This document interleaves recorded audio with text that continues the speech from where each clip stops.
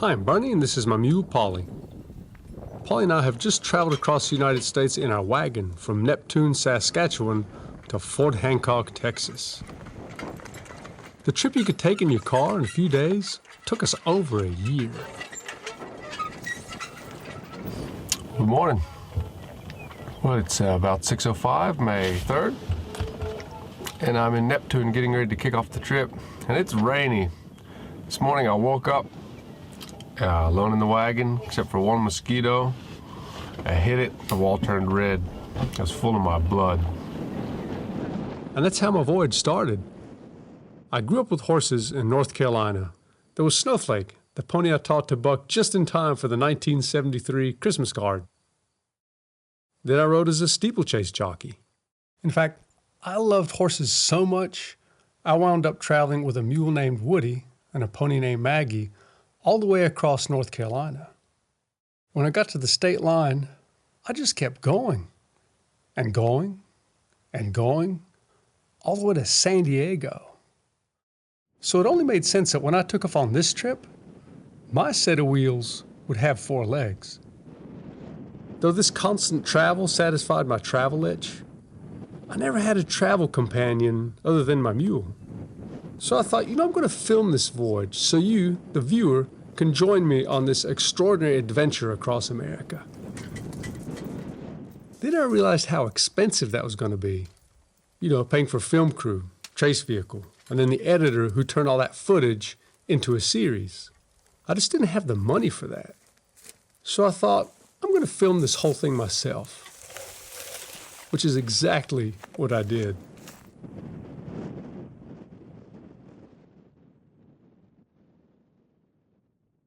It was early spring. The prairie was just coming alive. I was immediately overwhelmed by just the emptiness of the Canadian plain. Here's a cozy place Paul and I camped one of the first nights on the road. But when I climbed a nearby hill for a look, oh man, it just kind of unnerved me. There was just nothing out there. It hit me, just the magnitude of what I was trying to do. Cross America with a mule and wagon, and film the whole thing myself.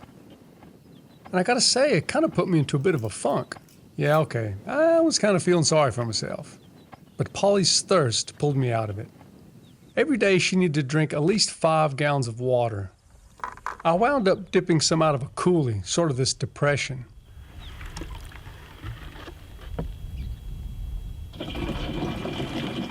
And just that I had to take care of Polly now, that pulled me out of my little low spot. It was sort of hit and miss in those early days, but at least Polly and I were on the road. A week into our voyage, I was ready to re-enter the United States. First, I had to clear out with Canadian Customs and Immigration. When they saw us coming, a bunch of these uniformed agents came out to visit us. Man, they were really friendly. Why, hello! We have Molly or who? You. Hi. Okay. And I'm Bernie. Yes, yeah. We read about you in the paper. Yeah. Where are you headed to? Where did you read that? So we visited and took photos of each other. It was like this festive little event. So remember how friendly the Canadians were? Not so the U.S. Customs and Immigration. Their building was like the government version of the Death Star, all mirrored glass, flags, and cement. So I pulled up with my cameras rolling, and an agent steps out and says, "Hey, you can't film us. That's why you see a lens cap on your screen." Then they slid these long-handled mirrors under the wagon and searched it. And I'm like, man, I'm not a terrorist. I'm just a dude with a mule named Polly looking at America. Then they spit me out the other side, into the United States. We were back in the USA, and I was ready to celebrate. Plentywood had this great drive-in theater. I decided if I was traveling with a mule, I would do everything with a mule. So I took Polly to the movies.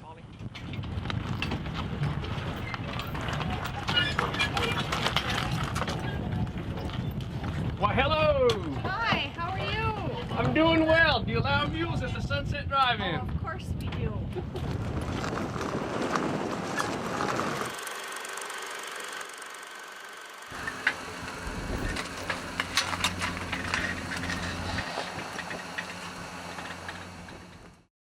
In Plentywood, I met Doug Smith. He had an amazing collection of marine fossils from the Great Plains. This was the man I was looking for. Millions of years ago, the Great Plains was covered by a shallow sea. Then it went away, leaving the plains covered in fossils. Some were in museums, and some were just out there lying in the plains. That was the lost sea I'd set out in my wagon to learn more about. Doug told me some places I should visit. I just remember taking back roads here once, and you cross right here on the border of North Dakota, South Dakota, and Montana, and I'm picking up marine fossils in there. He took a mud cast off a shelf. A mud cast is sort of like a fossil. Doug said it came from a creature called a baculite that once swam in the Lost Sea. He said the Blackfoot Indians would find these mud casts from these baculites, and they called him Aniskim. They put them in their medicine bag. They were also called buffalo stones because they looked like a buffalo. The next day, Doug gave me one of these buffalo stones. I tucked it into my wagon, and for the rest of my trip, I'd ask folks what they knew about this fossil. Then Polly and I headed off across the Montana prairie.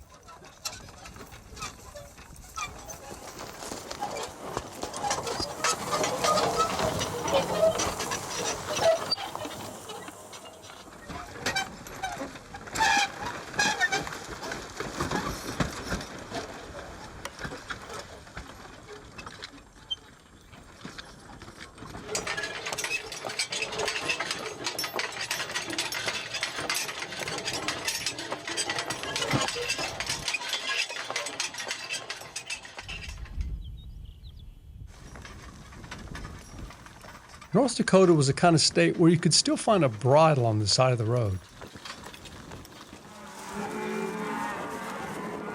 It was the kind of state where a man looking for the stories behind a fossil might end up pitching in at a branding.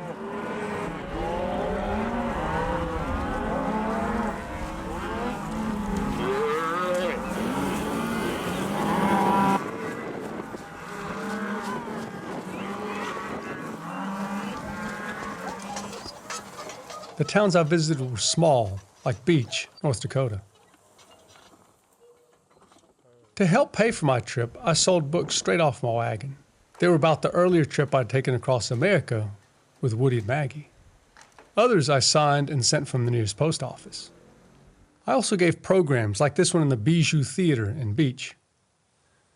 After the program, I got more evidence of the Lost Sea. The locals call this Ripple Rock. It's the ancient sea out here. And I said, oh, I've got to press some clay into this. Tama Smith was a local potter. She used pieces of the ancient seabed as patterns for her pottery.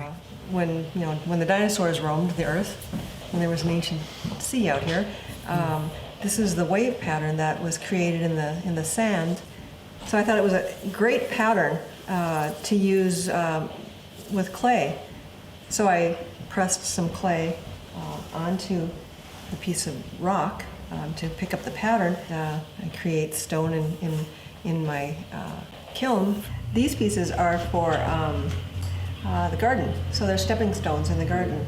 And so these pieces will bloom all year long, and these will take the freezing and thawing because it's higher to 2,400 degrees. And does it heat up? Does it heat up a little quicker in the winter and then melt the snow? Or does it not make a heat sink? Well, the sun out here, it doesn't give a lot of heat in the wintertime, but it gives a lot of optimism. Life was so vivid out here.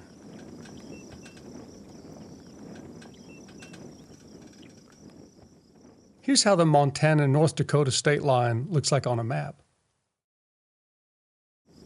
Here's what it looked like in real life.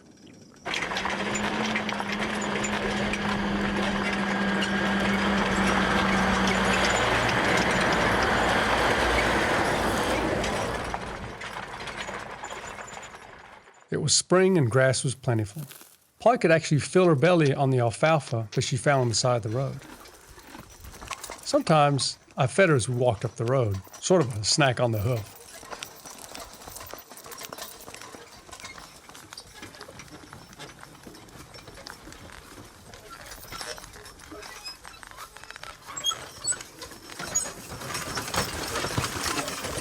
About the season of the yellow flowers, Polly and I started hitting our stride.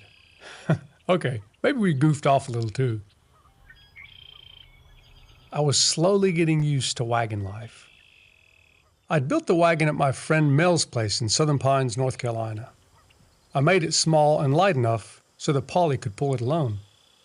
There were a few shelves for food, a place to store some clothes, and since I was filming the voyage, I had a place for my recording gear. A solar panel on the roof charged my electronics. And an electrical panel off a boat sent the electricity to where it was needed. Then there was a tiny desk that folded away when it was time to sleep.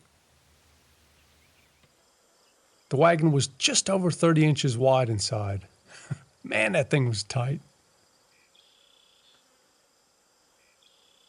But it was starting to feel like home. I asked everyone about that fossil I'd been given. Like here at the Stoneville Saloon. The saloon was owned by Diane Turco, known as the Skunk Lady. Its claim to fame was cheap drinks, lousy food, and a two-headed calf on the wall. Now don't get me wrong, I learned a lot from Diane, just not anything about the lost sea I was trying to find out more about. People showed me all this unusual stuff, like this mummified cat. But artist Stedman drew a blank when it came to the sea I was looking for. Same for Tony Adams. And people kept scribbling out these biblical timelines. They'd show creation, Adam and Eve, Noah's flood, which many considered the lost sea, Rome, and modern times, all in 6,500 years. But no one wanted to talk on camera about it. It was frustrating. This sign I found in a Montana fossil museum summed it up best.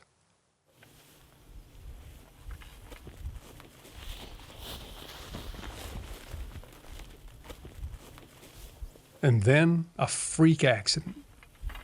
Now this has got to be the most unusual state welcome I've ever been given. What happened? Something spooked her. She took off. I was on the ground. Right before she got off up the highway, I steered her towards the fence, figured she'll hit the fence instead of running off and tearing up the wagon. That'll stop her. It didn't. Polly jumped the fence, then the wagon got hung up on the way over. So thank God for this good stout fencing. Let me show you what this looks like from the state line side.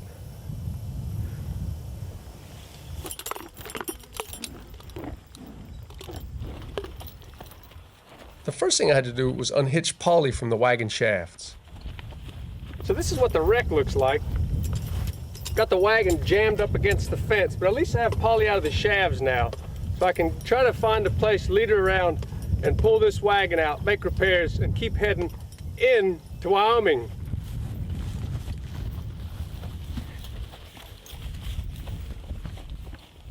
I just have to get this freaking wagon off this rancher's fence. And Polly's snapped a bit of her harness here, so this piece broke, but I think it was broken already.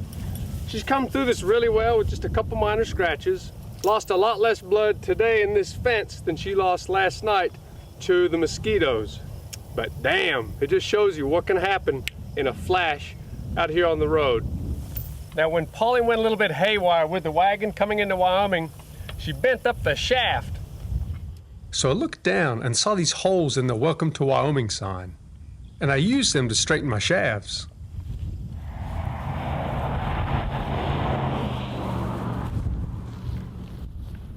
Yep, then I drank a big old beer and let Polly eat some grain.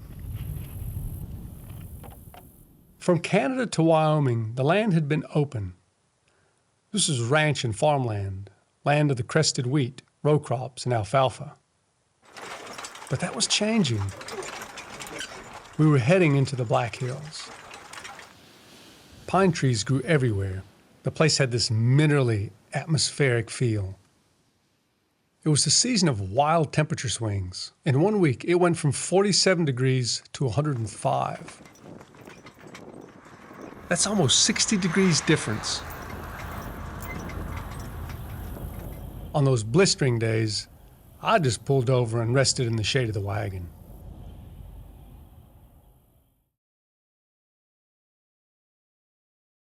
A bigger pain was all the flats I got. Some were caused by goat heads, these sharp seeds that would get stuck in my tires.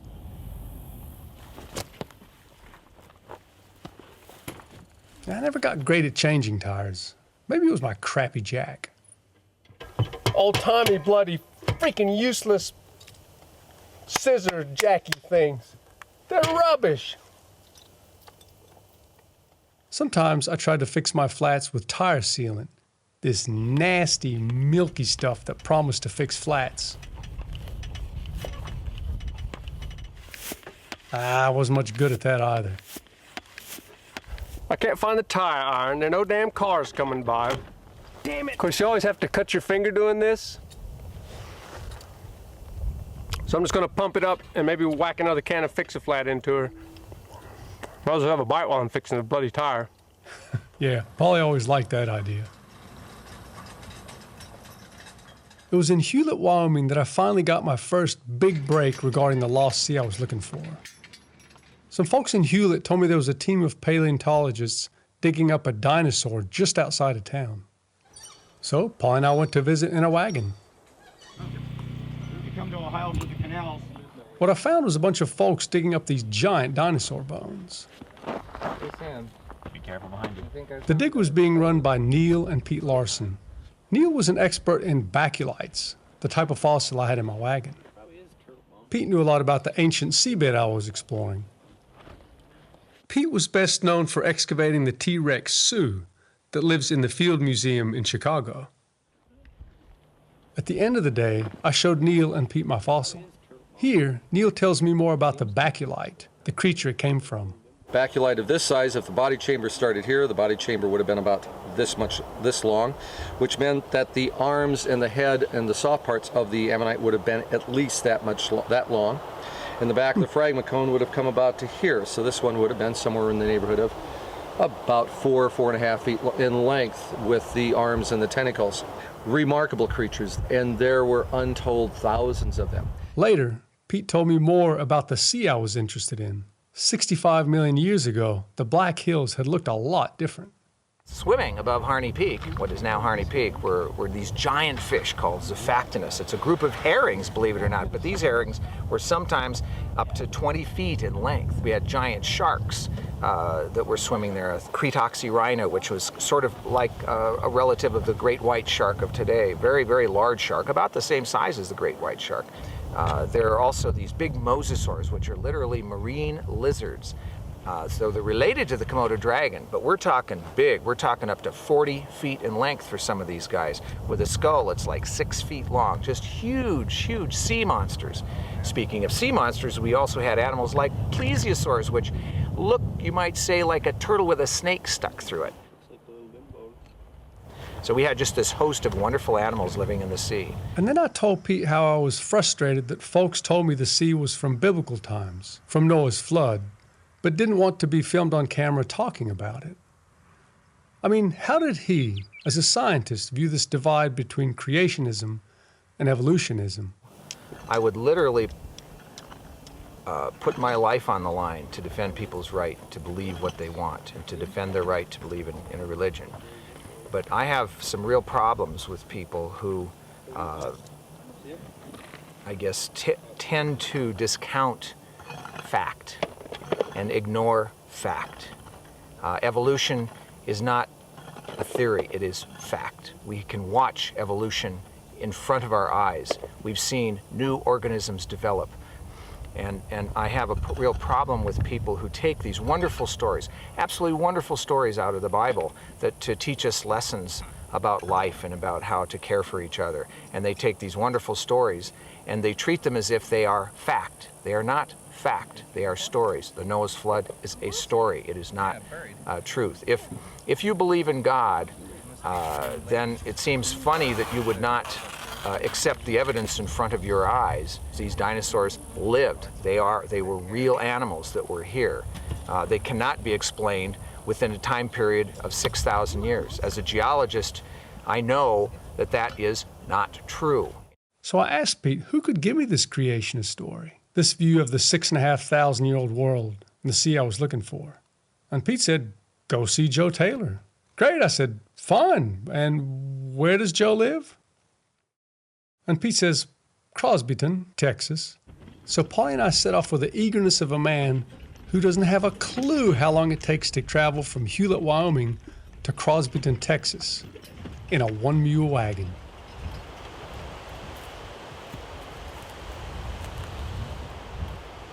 Summer turned to fall.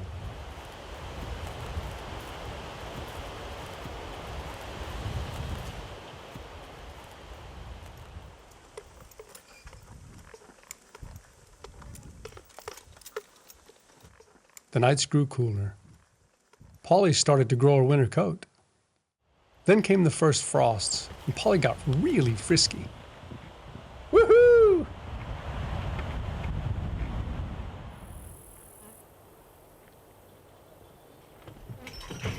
Mornings, when I hitched her to the wagon, she just wanted to run. She'd run and there was stuff flying off the wagon, and I'd just let her run.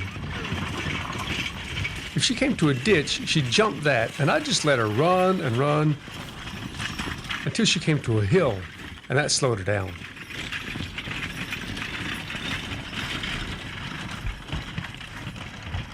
Then I'd get out of the wagon, start walking, go pick up all the stuff that had fallen off. The animals sensed that winter was coming on. The ground squirrels were eating like crazy.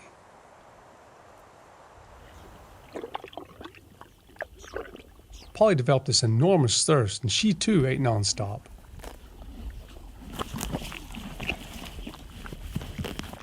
And she ate all this dirt. I think it was for the nutrients.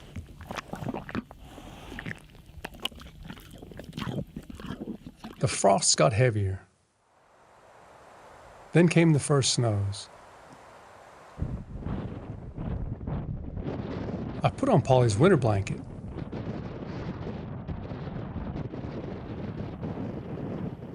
We tried going on a bit longer, despite the snowy weather.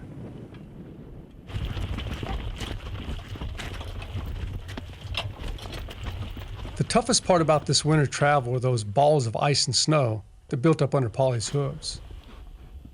Every 100 yards or so, I'd have to stop and kick them off.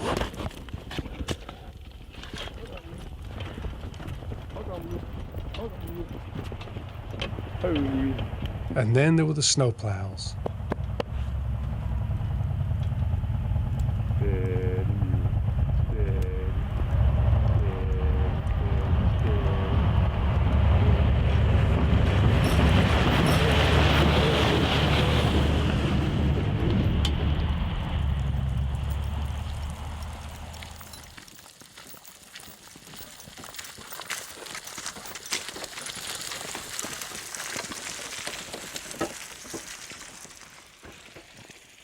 After half a year on the road in the Black Hills of South Dakota, Polly and I took a break from the road.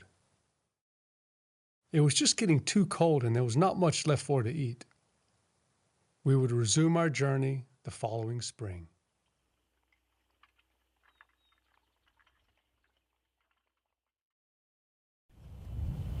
But now spring was back, and Polly and I resumed our trip in the Black Hills where we'd left off the season before. Winter gave way to spring.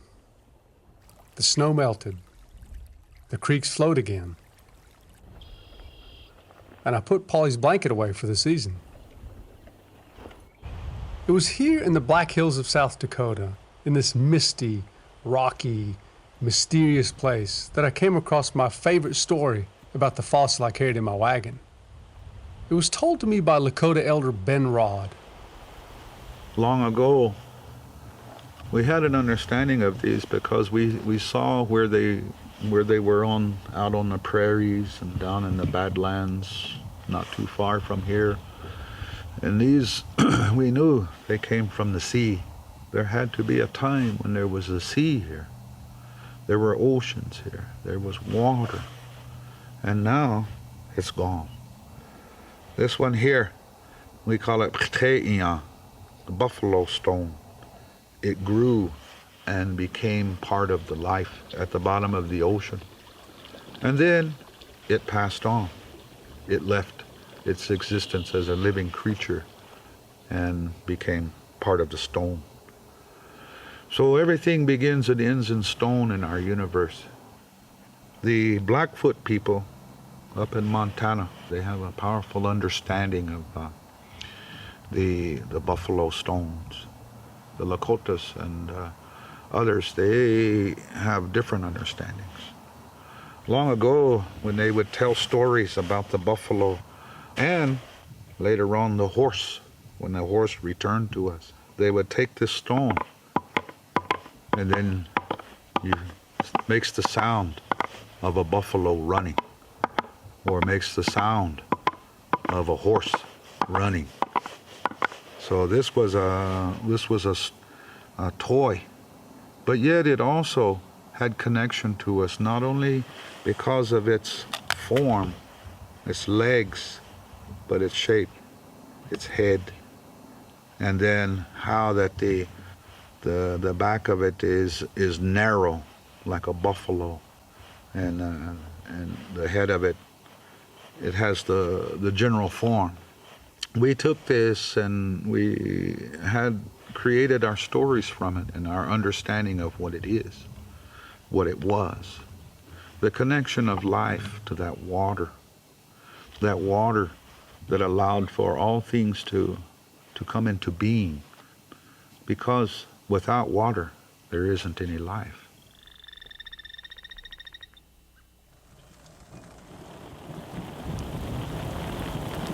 I learned that spring on the plains is a time of unsettled weather. Stormy nights in the wagon were the worst. During the thunder, I thought of poor Polly out there in the lightning, the hail, and all we could do was wait things out. Then came the spring rains. If I was on the road with Polly, I just took her out of the wagon shafts and let her turn tail to the bad weather. Soon enough, the rain would stop and the creeks would rise.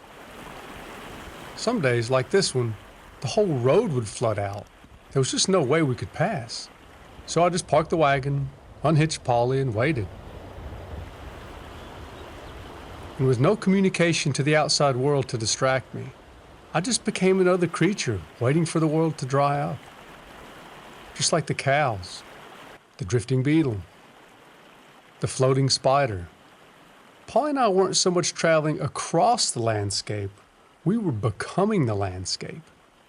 Finally, the road dried up and we got going again. Oh yeah, with all that rain came mud, and a very muddy mule.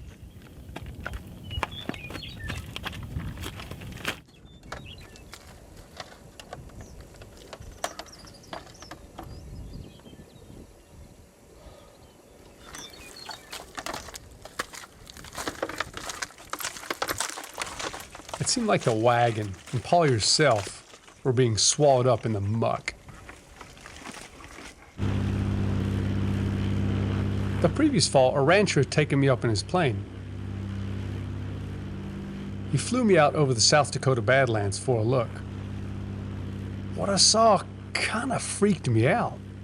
I imagined Polly and me trying to walk across this parched, burned out looking country and just starving out. There was just nothing for her to eat out there. How are we ever going to get across the Badlands? Well, I shouldn't have worried. By the time I got there, spring was in the air. Plenty of life.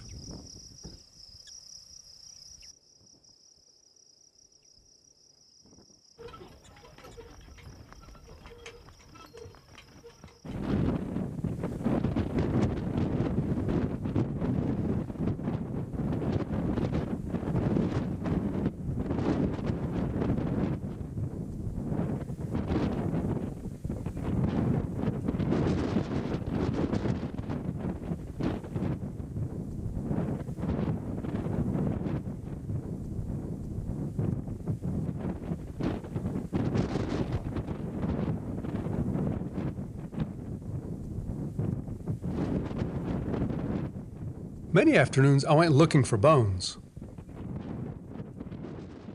Then I'd come home to the wagon and take care of Polly.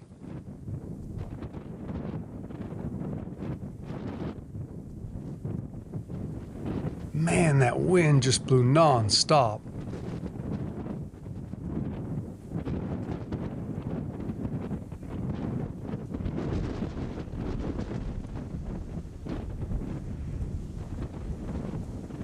About sundown, though, the wind would fall, I'd feed Polly, say goodnight, and go to bed.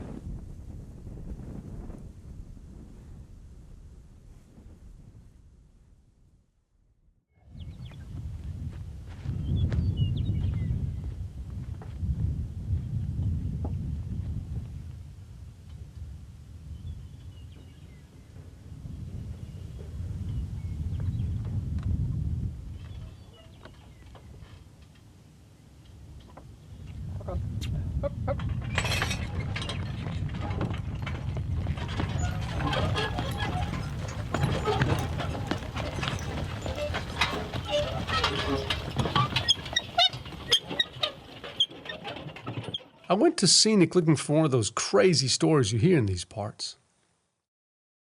There was supposed to be this bar there where the bartender had a shotgun and a can of spackling behind the counter. When things got too rowdy, he'd fire into the ceiling, and when things settled down, he'd patch the sheetrock. Well, I found the saloon. It was still there. But it was closed, and there was no bartender to be found. About the only thing in sight were birds flying through the empty buildings, the occasional ancient car driving through the seemingly abandoned town. I tied Polly out behind an empty house and met one of Scenic's last inhabitants, Twyla Merrill. She told me about this cool turtle fossil she'd found. She'd been a champion bronc rider in her youth.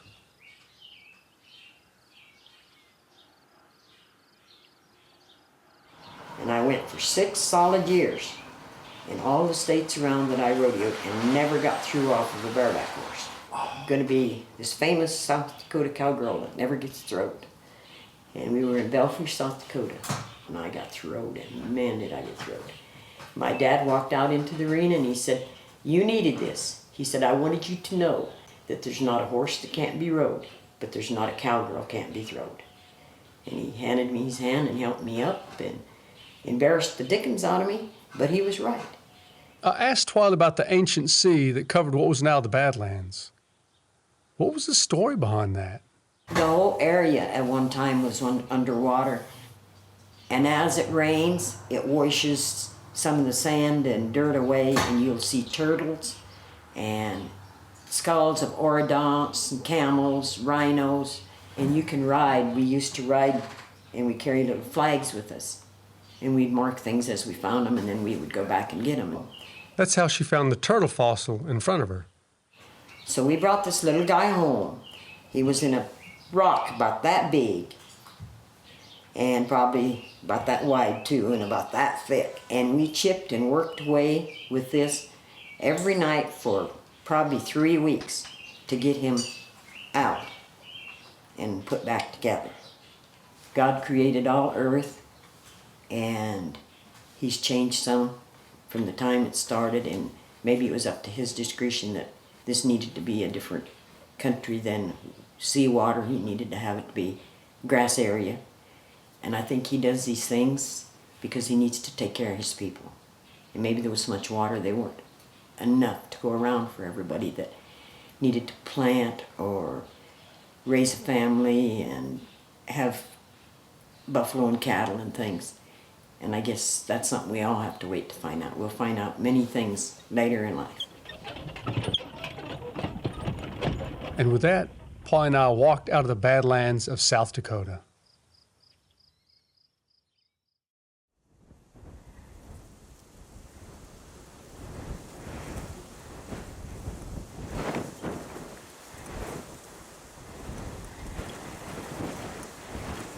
We set out into the sandhills of Nebraska.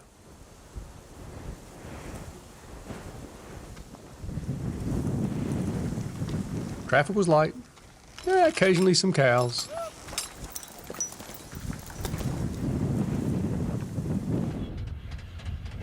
One day, a plane landed right next to my wagon.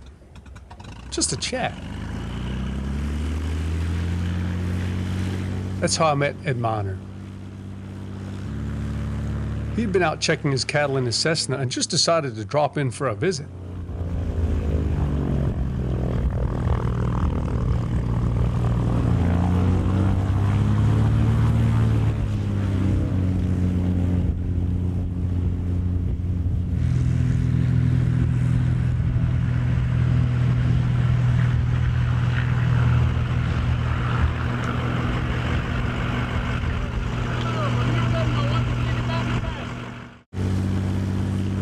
The next day, he took me up in his plane, just so I could get a look at the land from above. Yeah, I found the pace too fast. Walking was just more my speed.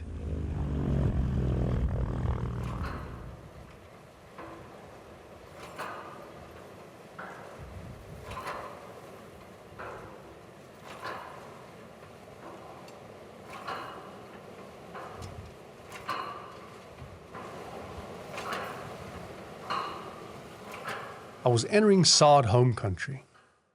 This is Solomon Butcher, the photographer who took that photo. He's best known for documenting Nebraska's sod homes. His photos had always fascinated me. I fell in love with these homes and wanted to find someone who still lived in one.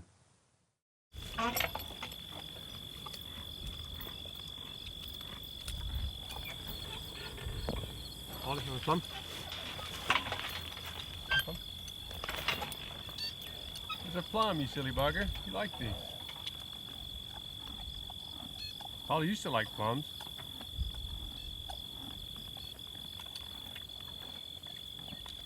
About the season of the plums in Brewster, Nebraska, I met a man who still lived in the sod house.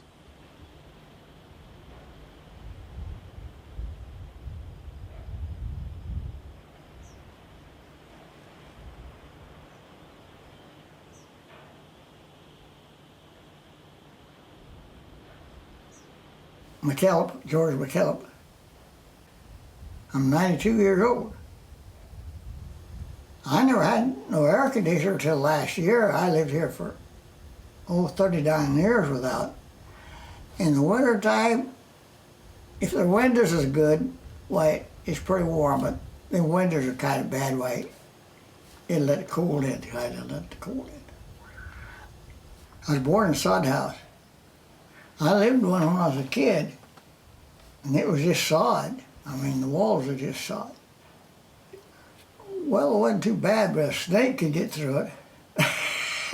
They could come through between the sod blocks. That was kind of bad about them. I didn't like any snakes in there.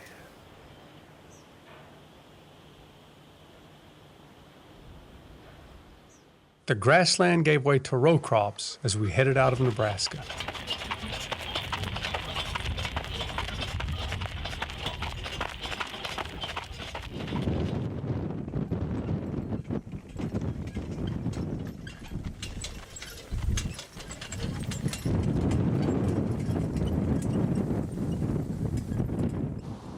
I was amazed to find lots of fence posts were made of stone.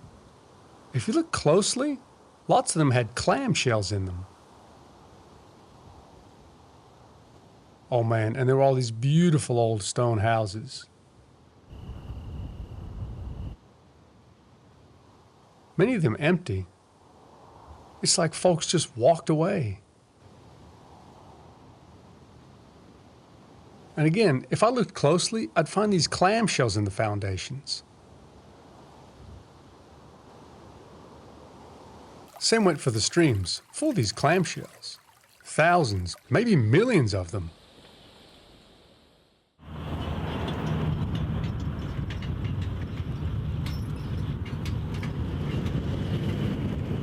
In Hayes, I met a guy who could tell me more.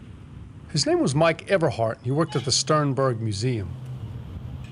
So, Paul and I paid him a visit. We're here in the middle of North America, the Western Interior Sea.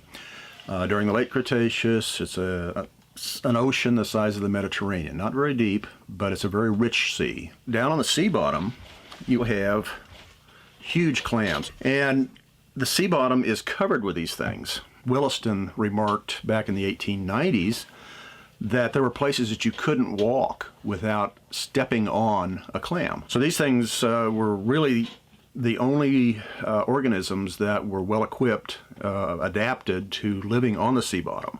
The oxygen levels were low down there. Some of the clams that we think are either chemosynthetic, that were actually living off of chemistry in the water rather than the oxygen, but there had to be oxygen down there too, because these things had huge gills. At any one time, we could have had the Seaway extending certainly across Texas and into New Mexico. We find the same fossils in those areas. We find them in Colorado. We find them up into Wyoming, Montana, all the way up into Canada.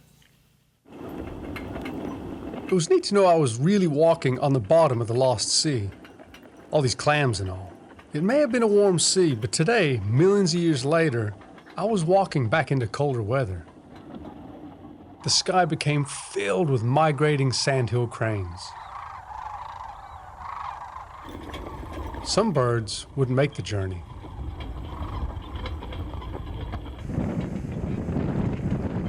The ground crawled with insects heading for winter quarters.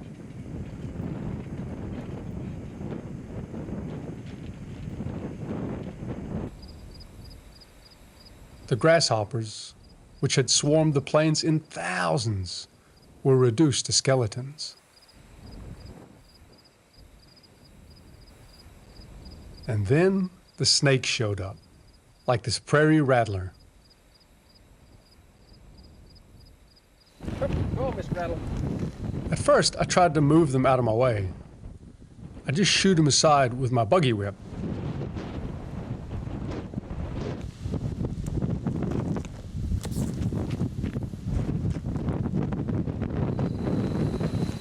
Go on, Miss Rattle. Go on, Miss Rattle. Go on, buddy. Whoa! Well, that didn't work too well.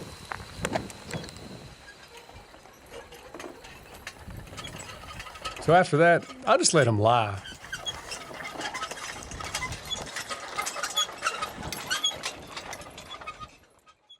Other people didn't. They'd catch them, kill them, and skin them, split the pieces, batter and fry them. They tasted like a bony cross between an eel and a frog to me.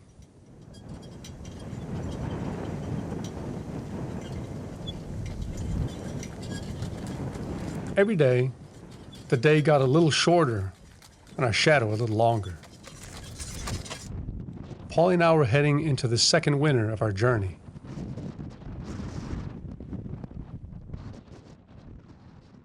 About the time I put her blanket on, I met Barbara Shelton. Barbara and her husband Chuck lived way out in the country in an old stone house. They were fossil hunters and operated a museum and gallery. I spent a few days with them, and Barbara told me what prairie life was like out there. That night it hailed and busted the window out and put dings in my stain, and I just went, okay. Well, that's the day we got all that rain. We got 1.5 inches of rain and 1.5 inches of moisture in the hail. And all the neighbors, they came up the next day and said, nice rain. We said, how many windows did you lose? 8. And someone else said, 8, my windshield on my truck, see? He said, but it was already cracked, it was going to have to replace it. We were all so happy because we had rain. Oh, God. When we first bought the place in 1980, there was approximately 20 people that lived in our township. There are 2 of us left. We are back to what was defined as the frontier.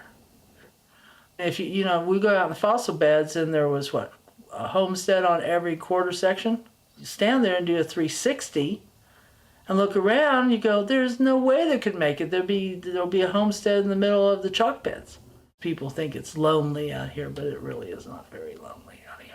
But you could go out here a mile and run naked through that pasture all you wanted to. Who's going to see you? Your neighbors? They don't care anyway. But if you didn't have your tennis shoes on, they might worry about you because there's a lot of prickly pear and stuff out there. Polly and I headed into the chalk beds, and it was as spectacular as anything I'd seen out west.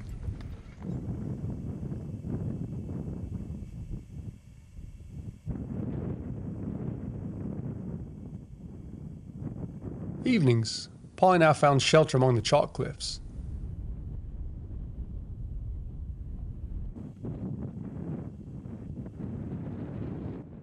I was amazed how empty this part of America was.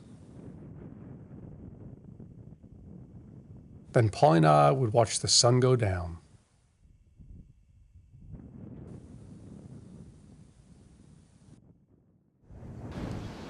One day, this rancher took me out to see this old house.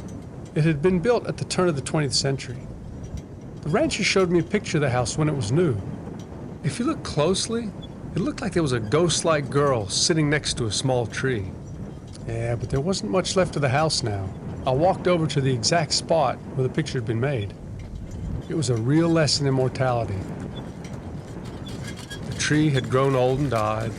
Where the girl once sat was this flipped-over old Chevy. The hood ornament looked like a tombstone. I mean, someone had really cared for this place. Had gone as far as chinking the stones with this raspberry-colored mortar and etching a lucky horseshoe over the doorway. But it wasn't enough to keep the place up, and now it was going back to the land. And that was the lesson. Some places like this are fine to visit, as Polly and I were doing, and you'll never squeeze a living out of Mother Nature out here. She'll run you out. The chalk beds had an abandoned feel about them, like people had tried living there. They'd built the structures, fallen on hard times, and abandoned the place to the animals. The reintroduced black-footed ferret, giant white-tailed deer, rattlesnakes, and grasshoppers, like this one, sitting on a bunch of fossilized clams. There were these caves and these chalky badlands that people had unsuccessfully tried to settle.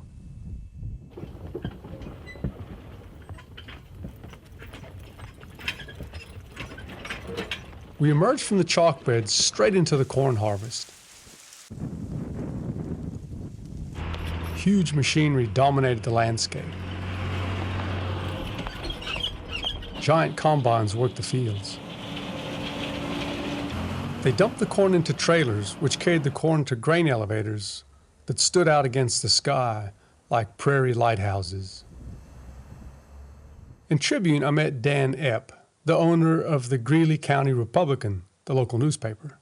He explained why the open farmland seemed so empty, inhabited seemingly by just a few people and their giant corn-eating machines.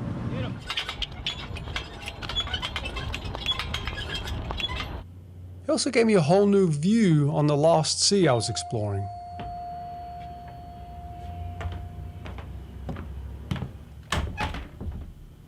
You know, this is the country newspaper in a small town. There was a sea here at one point in time. The sea receded. You're following a route of a dead sea that also is directly over is what is called the Ogallala Aquifer from Canada over the high plains down into Texas.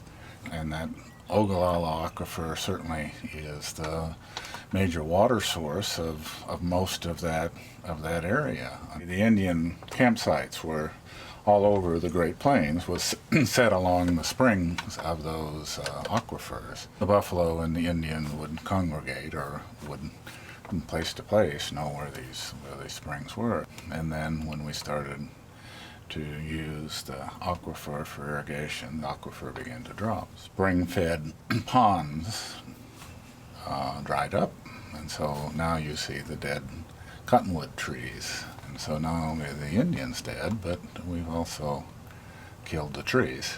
Will the water run out before the population runs out? People, you know, kind of go with the water. I mean, shouldn't we be allowed to survive as a community?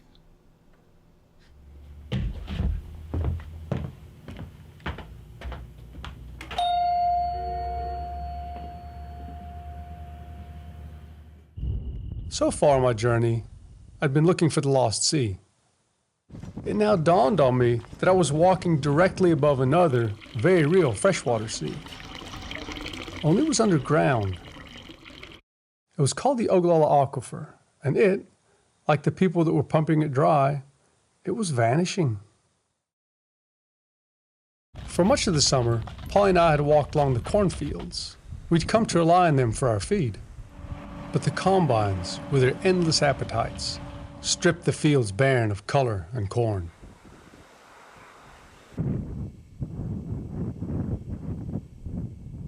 Evenings, I tied Polly out in the empty, harvested fields, letting her forage among the stubble. She'd eat what she could find, then she'd head back to the wagon for what little grain we carried with us.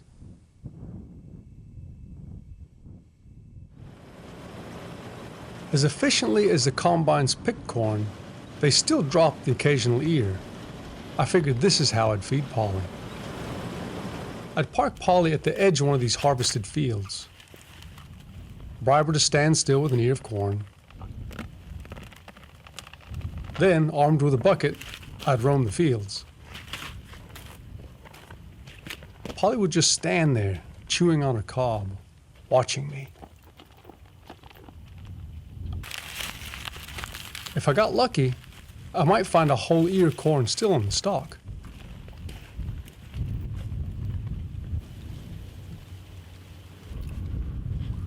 When I got back, I gave Polly another ear of corn, just for good behavior. That token sharing, it just meant the world to me. You see, I was getting lonelier and lonelier out there.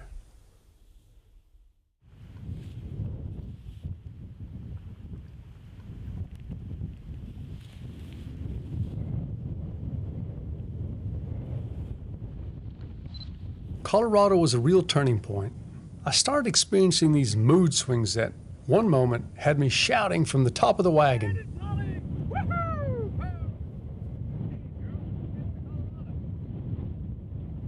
Then, driven by wind and cold, my heart would plunge into this dark place. I called it the Big Alone.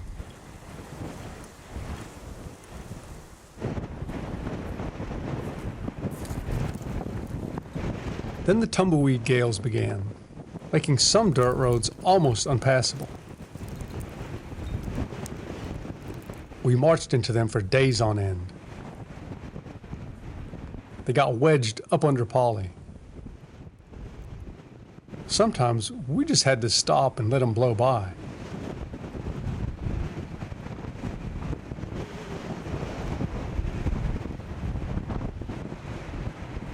I was starting to lose it out there. I remembered what Barbara Shelton had said about this, what some used to call prairie fever. People on the plains would buy these parakeets for their soddies so that they would have some company. Basically, the wind would blow and blow and blow, and people would be out on the plains by themselves, and it would blow and blow and blow, and they would make them nuts. The long nights of winter were the hardest, sitting alone inside my wagon, in the darkness, in the black, just listening to the wind tear at the wagon.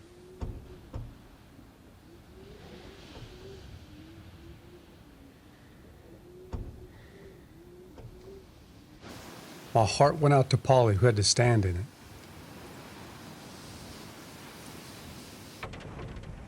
I was starting to understand this wind craziness thing, how it just wore you down and blew the sanity off your nerves. You could escape into your wagon for a while, but then you had to go back out in that wind, keep walking, and that wind would just keep blowing at you, and it touched that nerve. That electric jolt was loneliness. All I could do was keep going. Get up. Get up. For the most part, I stuck to the countryside. The few towns I visited, though the folks that lived there were friendly, had a downtrodden, desolate feel to them. It's like they'd been forgotten by the rest of America. Human fossils at the bottom of the lost sea. I mean, for all its beauty, this felt like the edge of the world. the place where tumbleweeds came to die.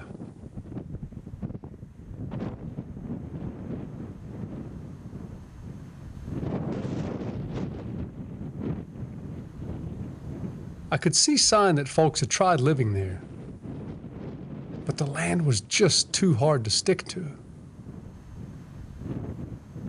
It was a pattern that stretched back hundreds, if not thousands of years. Some left ancient art. Some left a teapot. When the lost sea vanished, it just left shells. A rancher I met told me a story from this cycle of man trying to bend nature to his will. His name was Dwayne Ackley. Back when me and my brothers was growing up, after the 30s, the fences went down, blowed under, and people went off and left horses and everything. And down here on the river, there's moisture and salt grass, and somehow horses all gathered down there. As soon as things started picking up a little bit, well, them horses was 4 and 5, 6 years old. Well, they got worth good price, $35 or so. They had been 5 and 8 through them 30s. Guys started claiming some of them horses and one of them broke, so us boys was all just young teenagers. And so they give us $10 to go down there and rope them and bring them in here and break them to ride. And we fed them.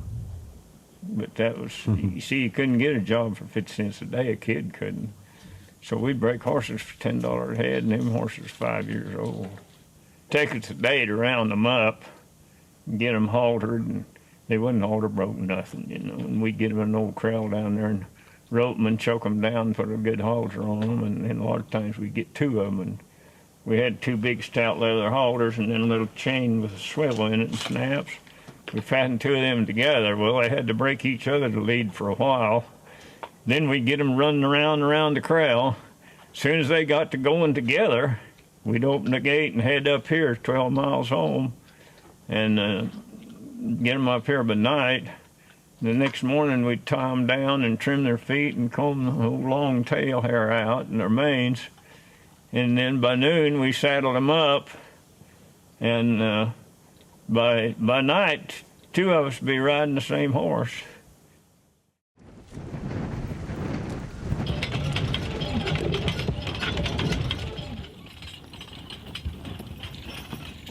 The land was so empty, I had to write my own Welcome to Oklahoma sign.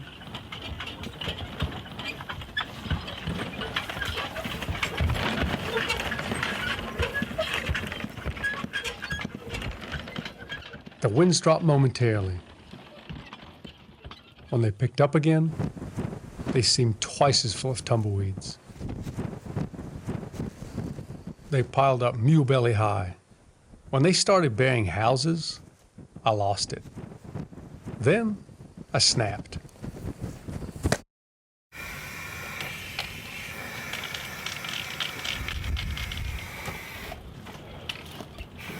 I just couldn't take it anymore. The lack of human contact, the cold, the wind. So I just decided to put the tumbleweeds to work.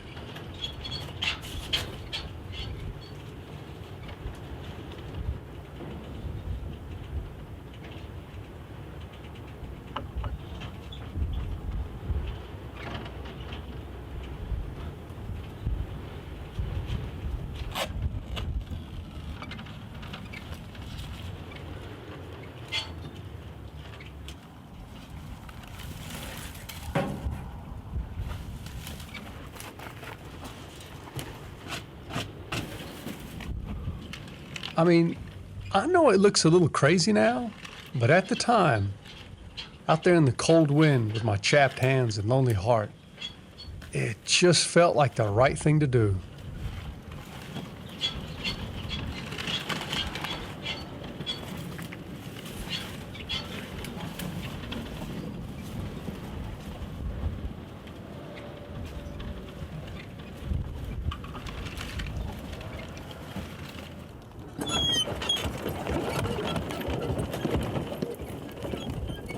My sole witness, a jackrabbit. And he didn't even stick around.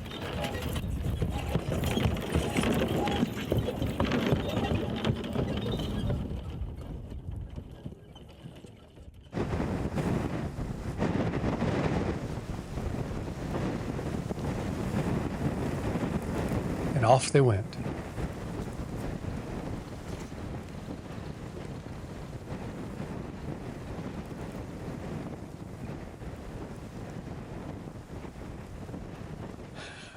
Remember, I was filming this all myself, and it didn't always go quite right.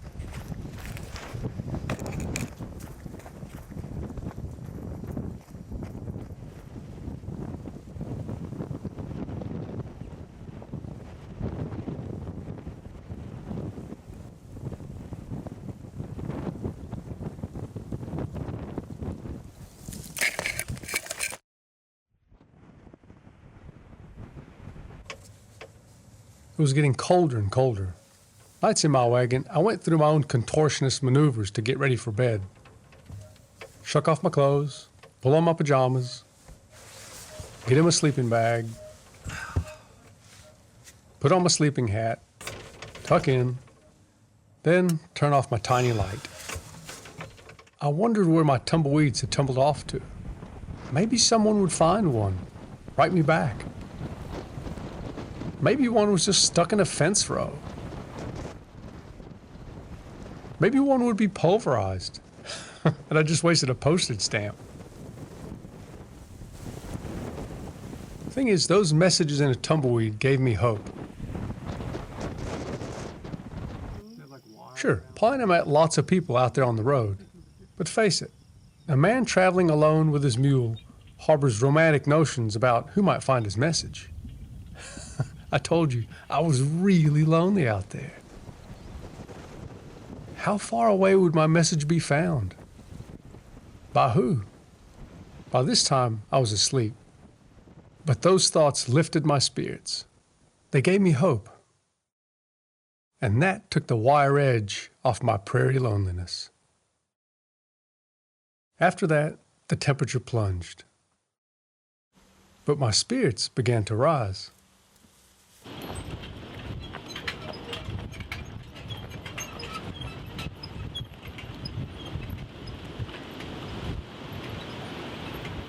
I'd come to Texas looking for the creationist Joe Taylor. During my wagon voyage, I'd asked Christians for the biblical explanation behind the lost sea I was exploring. They'd tell me about Noah's flood from the Bible, but they refused to be interviewed on film. Finally, in Wyoming, Pete Larson, a paleontologist, told me I should go talk with this Joe Taylor guy. Joe lived in Crosbyton, Texas, which, if you're traveling in a wagon, was still a long way away. It had taken probably me 4 months to travel from Wyoming to the Texas state line. I was cheered to see that the Welcome to Texas sign was covered in these tiny fossilized shells. Overnight, temperatures in the wagon dipped into the teens. This was a different cold than the wintry weather I'd experienced in South Dakota. There, I'd dealt with snow. Here, it was ice.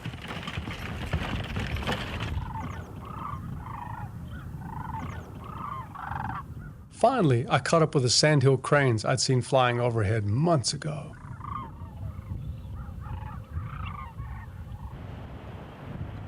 Some nights we slept in stockyards.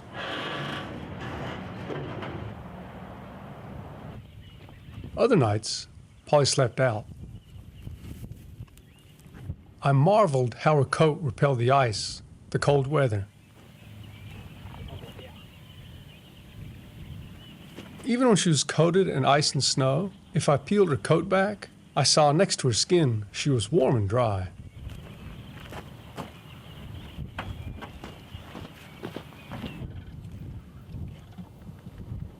Oh man, it was brutally cold. The cowboys I met were so heavily dressed they were almost unrecognizable. They roped steers in the winter wheat in what looked like three-quarter time. I was starting to really enjoy filming the voyage, especially the shots from above. For those high shots, I'd tie Polly to a sign or something. Then I'd scramble up whatever high point I wanted to shoot from. There, I'd set up my tripod and film gear.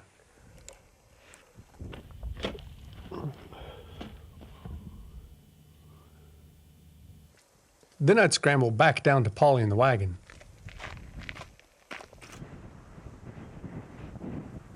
Now I could walk nonchalantly through my shot.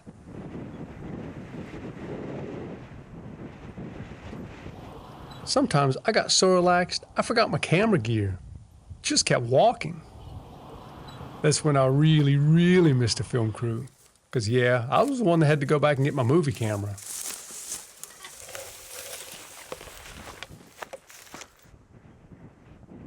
The land took on a red, burned look. I felt like I was on Mars. I was entering the land of King Cotton. The fields smoldered with waste cotton from last season's harvest. I felt like a man transported from modern times back to the Civil War.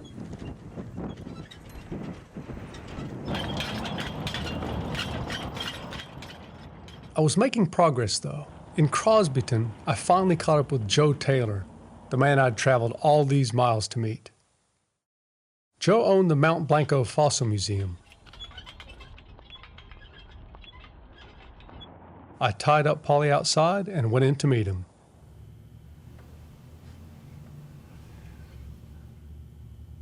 Finally, I met the creationists I'd traveled through 7 states in my wagon to meet. Yep, I was the camera guy, the sound guy, and the guy that did the interview. Later, I would edit the footage in what you're about to see. It came out like this. The specimens of the lost sea raises questions that cannot be answered by evolutionary doctrine. It can only be answered by the biblical story. One of the key things about the ocean that used to run down through here is that it appears to have turned to stone in a matter of hours or days. Paleontology is being used now to say the Bible isn't true. So being an evangelist, I guess, I feel like this is the way I can combat that, fight bones with bones. So you won't find an explanation for the lost sea in evolutionism. Noah's flood answers that, in my opinion. The earth's covered in water, the entire globe. But then the Lord says, all right, I want the dry land to appear again. Water go back where it came from. That's where the sea got lost. Joe got up and drew out how old he thought the world was. Time is just 7,000 years long. It's not millions of years. Pete Larson and I disagree violently. I like him. He's a nice guy till he gets off on stuff, and then he just goes ballistic. You can be a Christian, you can be a Muslim, you can be a Jew, but you can't believe the earth is 6,000 years old if you're a scientist. You can't believe it because the evidence is there that it's not. You look around you, this is not a 6,000-year-old earth. I'm sorry. There's nothing that points in that direction. It's just, the only thing that says that is people who think that they have, that they speak to God every day or something. I don't know. I had to agree with Pete on this point, but was astounded by how big a divide this issue is still across broad swaths of America. He just got in my face a couple years ago. The earth is not 6,000, it's not 6,000. He was yelling at me. And so the Age of the Earth launched Joe into his views on creationism and evolutionism. There's not millions of years out here before some monkey decided he would, start marrying somebody. People that don't believe in the gospel, they believe in all this evolution junk, and they believe there is no God, they're not going to make it to heaven. If they don't believe in Jesus, they're not going to make it to heaven. They're going to go to hell. It's only when the evolutionists came along with Charles Darwin that people started making stuff up. We're suffering the effects of Darwin's dark days. One of the worst people that ever lived. Nothing evolved. Trilobites didn't turn into fish. Fish didn't turn into salamanders, into lizards, into monkeys, and into people. I don't want my kids being taught that I used to be some ape. That's an insult on apes. We were not ever apes. That is ridiculous nonsense. And to show the little line up here of man, creeping along, finally becomes a 6-foot-tall white guy. Well, if that's really true, where'd the black guy fit in here? Well, he's down here close to the apes. So isn't that racism? So why do we take this view? Because we have Darwin's little theory over here. We've got to have the monkey, turn into a white man down here, and he don't really look like a white man. He's brown. Except if you shave a great ape, he's pink like a white man. So evolution's doing some real hat tricks here. He goes from brown to white to pink to brown to white to pink. I mean, it's all ridiculous nonsense. There's no such things as millions of years in evolution. There is only a few thousand years. It's just exactly like the Bible says. All the rest of this stuff is either poor science, half science, old science, or no science at all. After we got done talking, Joe said it was okay to take a shower in the bathroom above his museum. I started thinking about what he'd said. Personally, I think a lot of what he said was sort of nutty. It just plain conflicted with my views. And yet, folks like Joe had been incredibly generous to Polly and me. They'd fed and watered us. They'd washed my clothes and let me sleep in their spare bedrooms. And so I had a real hard time just to say to them, you know, I just disagree with your beliefs. I might have been able to say it at a distance, but once among them, it was impossible. For many folks, I was starting to see that their faith was the glue that cemented them to a land that was really hard to stick to. So who was I to go and tell them they were wrong? Oh, man, and how about that shower?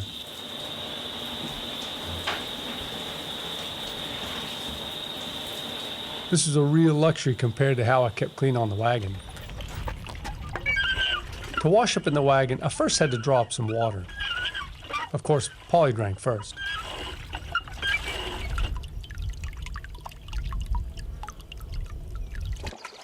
After she had her fill, I washed up. If Polly was still thirsty, she drank the bath water. Yeah, nothing was wasted. So yeah, Joe's hot shower was a real luxury. After I dried off and got dressed, Polly and I struck off for New Mexico.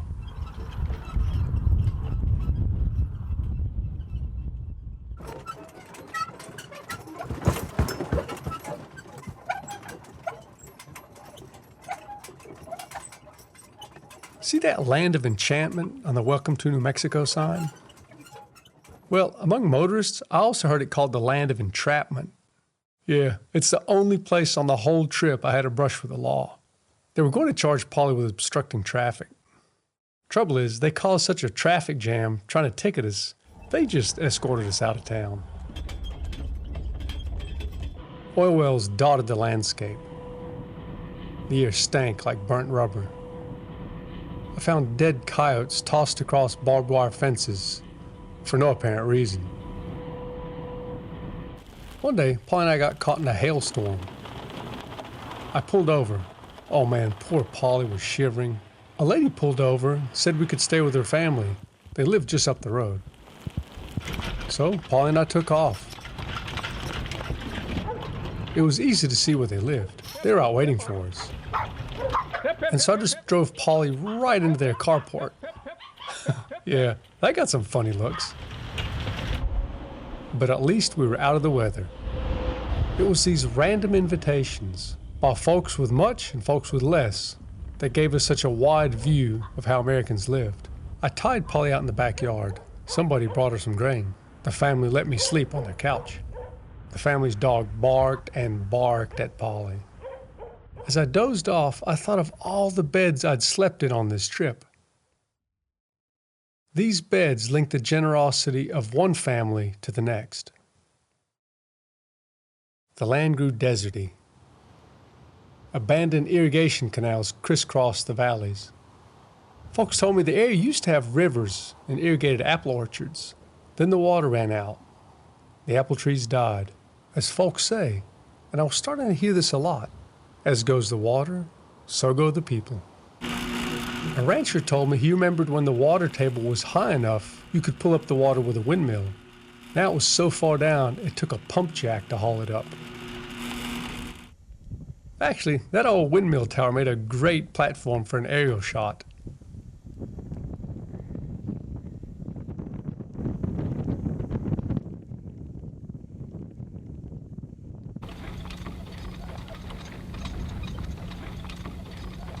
Nah, didn't have a drone. Hell, I was the drone. The roads went from paved to gravel to dirt. Then to no road at all. Just a trail. Then they'd go back to gravel. Polly and I entered the northern part of the Chihuahua Desert. This was the land of cholla, prickly pear, century plant. At day's end, we retreated into the desert and pitched camp there.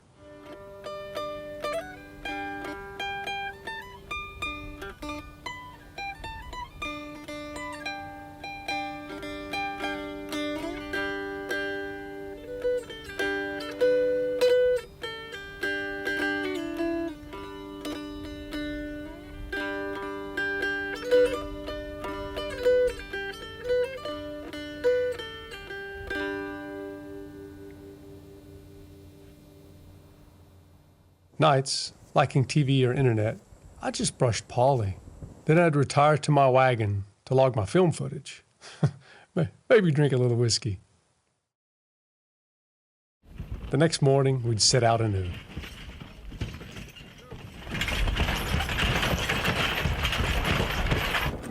Polly and I traveled deeper and deeper into the desert. There was a sense we were trespassing. The signs implied as much. The folks we met had this hard, desert look to them. Ranchers were scarce, and many carried guns. Mostly they shot foxes and coyotes, some bobcats. Many folks asked if I carried a gun to protect against wild animals, by which they really meant other people. I'd look away and say, "I'll just let you guess," and that satisfied both parties. But there was no gun in my wagon. The big vicious animals lived in people's imaginations, not out there in the desert. Anyway, a firearm would have solved nothing with the biggest animal I encountered on the journey. I first saw him as I watered Polly. Then he wandered up to my wagon. Then I saw the piece of choy, this really prickly cactus, stuck in his nose. I thought maybe that spine in his nose was making it hard for him to eat. I figured he was just hungry. He circled the wagon. I decided diplomacy, not the barrel of a gun, would lead to a better outcome. Now this bull here is after Polly's alfalfa hay and grain. I'm going to move the hay and the grain from the wagon so I don't have nibbling in the night or possibly a bull charge, because this wagon is just built out of foam and a little bit of plywood. It would never stand up to Mr. Big Black here taking a full go at it. Hold that pose, Mr. Poole. Hold that pose. It's perfect.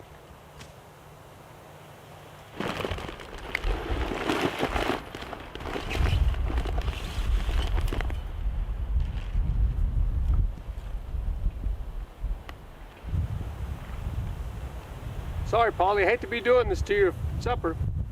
Still, I couldn't resist making a dramatic photo of the encounter. The bull chasing me to the top of the wagon. Yeah, that's a real photo. I took it myself. Yeah, it was totally staged. The bull was harmless.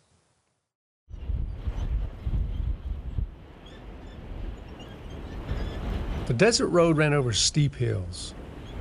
Going downhill, I had to lock the brakes to keep the wagon from running Polly down. Now, every now and then you'll come to this really annoying situation like I've just come to now. We're coming to a cattle guard, which is behind me, but it's uphill and there's no way to get the wagon through the gate. So what we're gonna have to do is unhitch Polly from the wagon, walk her through the gate, and then using Polly as a mule, we'll tow the wagon across the cattle guard.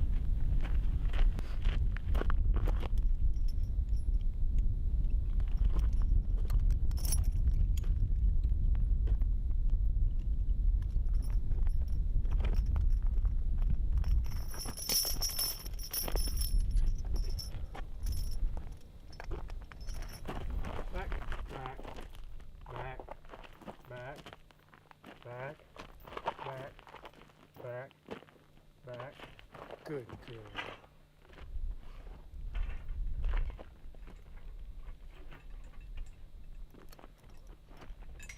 Good girl.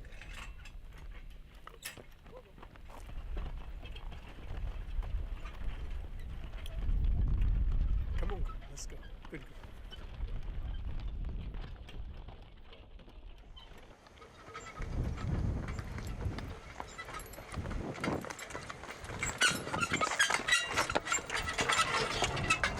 Polly and I had been on the road for over a year now. Suddenly, I didn't want my voyage to end.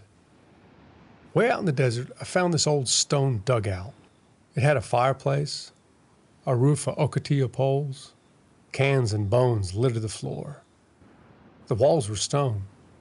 I parked out front and settled in. It was getting warmer. In the heat of the day, we rested in the shade of the wagon awning. I thought of how basic our needs had become, and right here, in this spot, we had everything we needed. Food, a bit of shelter, and water. My life had this extraordinary clarity to it, and I wanted to soak up the rhythm with Polly one more time before our trip was over. Mornings, I would lead her to a stock tank for a drink.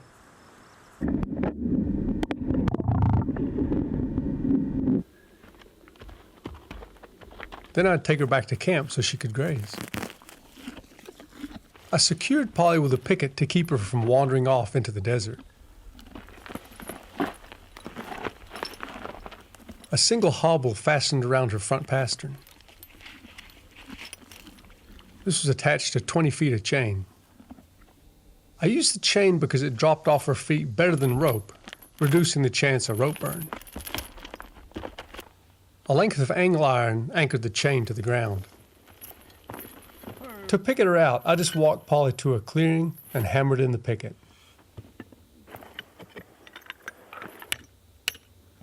In the hard Texas desert, that took a lot of pounding.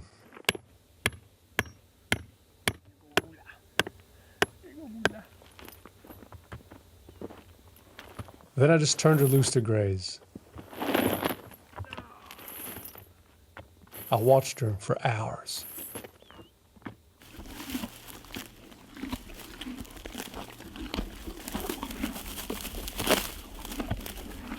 Some days, cattle would visit.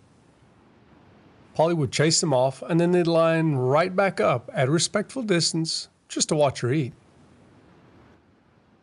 On a beautiful morning, after a few days' rest, we set out again. It was time to finish our voyage. We set off again into a landscape of creosote bush and mesquite. On a remote gravel road, Polly and I encountered what proved the trip's biggest obstacle. Now the problem that Polly and I have encountered is this bridge, and the thing is, this bridge is made of railroad ties, and between each tie there's about a 6-inch gap, which is just big enough for Polly's foot or hoof to fall between one railroad tie and the next. What I'll have to do is unharness her, and on top of the bridge though are some metal plates laid out kind of side by side, and I'll pull the wagon over and lead Polly.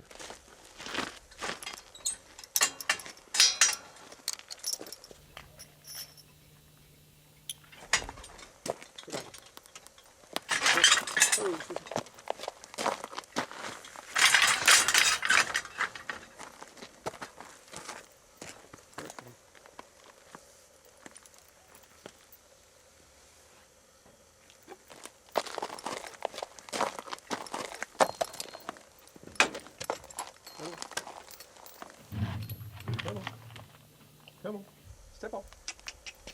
Come on, girl. Good girl. Come on, Polly. Come on, girl. Come on, girl. Good girl. Good girl. Come on. There you go. Come on. One foot. Sit down.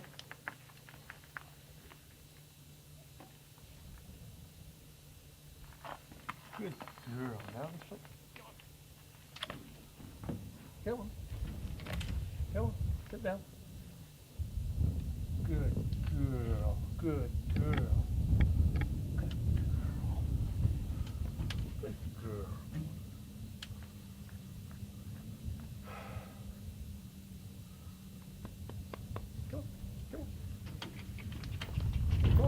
Come on. Girl, steady. Ho, ho, ho, ho, ho. Ho, ho, ho, ho. Ho, ho. Steady, come on. Steady. Steady. Steady. Good girl. Steady. Good girl.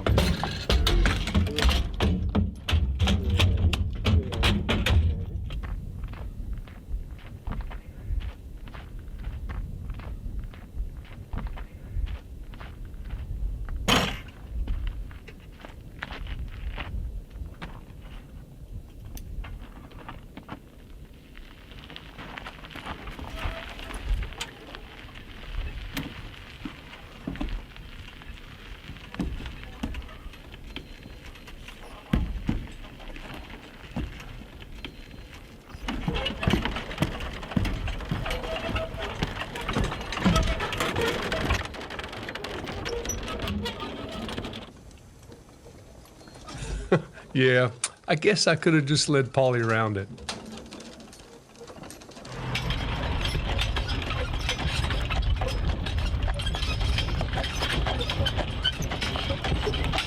After almost 14 months on the road, Polly and I arrived in Fort Hancock, Texas.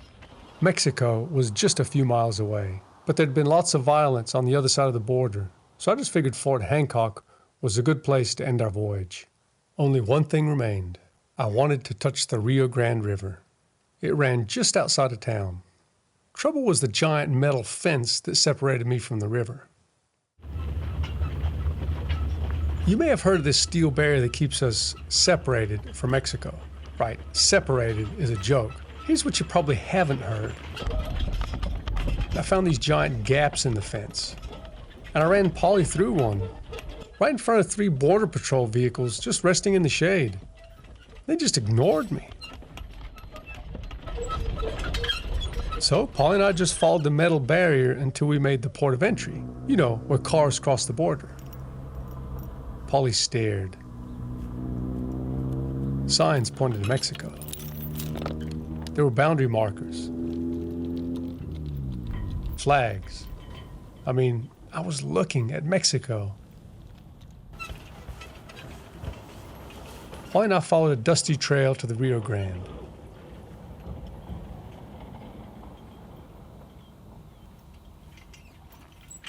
We could go no farther.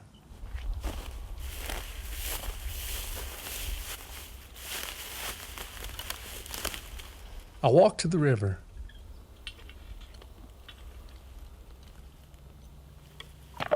Made it a gift of my drinking water.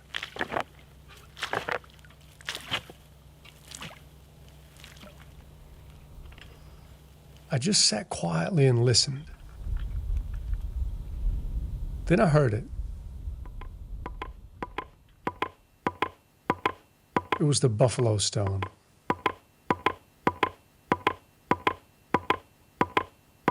I thought of all the hands it had passed through, of how it set off looking for one thing, the lost sea, and instead found lots of other things. The Ogallala Aquifer, the people of the plains, life on the road with a mule. But the story always circled back to water.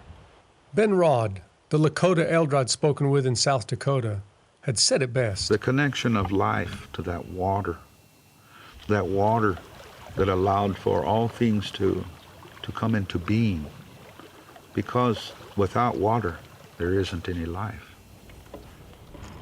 Only one thing remained to be done.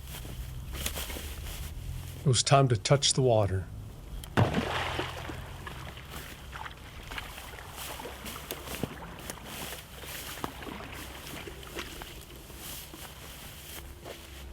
And because I couldn't bring Polly to the river, I brought the river to Polly.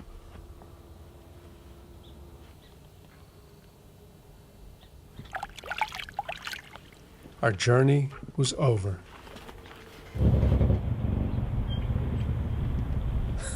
Then, just for the hell of it, we did a donut right there in the parking lot.